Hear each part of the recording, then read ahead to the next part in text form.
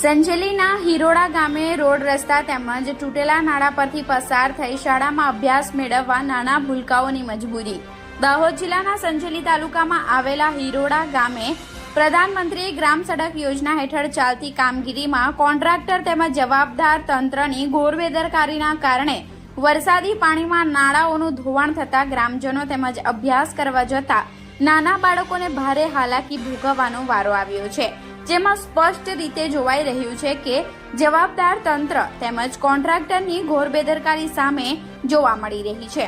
જેમાં કહેવાય છે કે જો અકસ્માતની ઘટના બનાવ બને તો એમ્બ્યુલન્સ તેમજ પ્રાઇવેટ વાહનોને પસાર થવું મુશ્કેલ થઈ જાય છે, જેમાં ગ્રામજનો દ્વારા કહેવામાં આવ્યું છે કે આ સમસ્યા તાત્કાલિક ધોરણે કામગીરી હાથ ધરવામાં આવે તેવી લોક માંગ ઉઠવા પામી છે।